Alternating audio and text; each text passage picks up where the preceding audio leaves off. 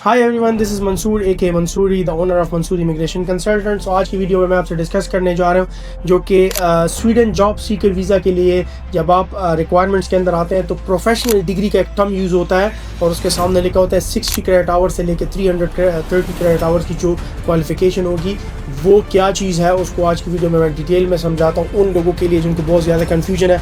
Normally लोग इसको consider करते हैं कि शायद ये ACCA या CA इसका मतलब है, विच इज़ कम्प्लीटली रॉन्ग। मैं पहले वीडियो में डिस्कस कर चुका हूँ रील्स के अंदर कि ACCA एंड CA जो है वो क्वालिफाई स्टैंड अलोन नहीं करते for student job seeker visa.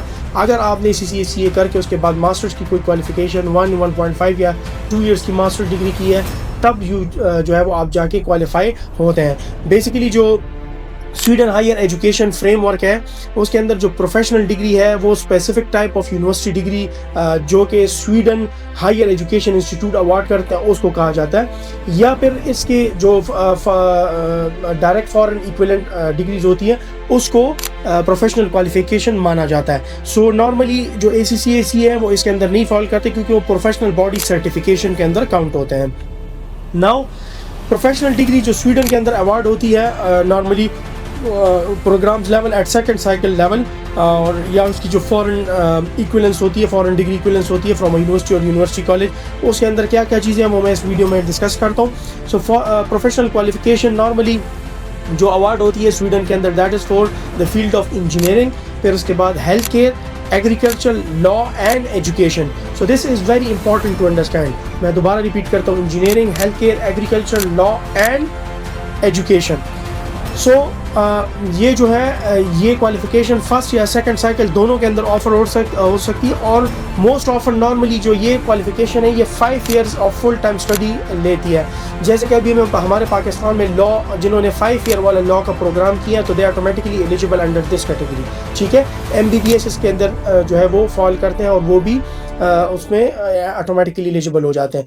फिर इस तरह जो D फार्मेसी जिन्होंने की है या डॉक्टर ऑफ फार्मेसी जिनको कहते हैं मेडिसिन, वो भी ऑटोमेटिकली एलिजिबल हो जाते हैं। BDS भी इस रूल के तहत जो है वो एलिजिबल होता है। So total 22 different second cycle professional qualification Sweden के अंदर है और इसके अंदर मैं फॉर एग्जांपल आपको ये बता दूं, कुछ मैं एग्जांपल्स आपको देता हूँ। मास्टर ऑफ आर्किटेक्चर जो है 300 HE क्रेडिट्स होते हैं। Post graduate diploma in midwifery जो होता है दैट इज़ 90 HE क्रेडिट्स होते हैं। फिर master of science in medicine जो होते हैं, जो हमारे कंट्री में MBBS बोला जाता है, दैट इज़ 330 क्रेडिट आवर्स। सो अगर हम फुल लिस्ट की बात करें तो इसके अंदर आपका मेडिसिन में MBBS, BDS या MBBS MD आ जाता है, ठीक है। इसके अलावा आर्किटेक्चर 5 ईयर के प्रोग्राम होता है पाकिस्तान में, वो भी क्वालिफाई करते हैं स्वीडन जॉब सीकर के लिए।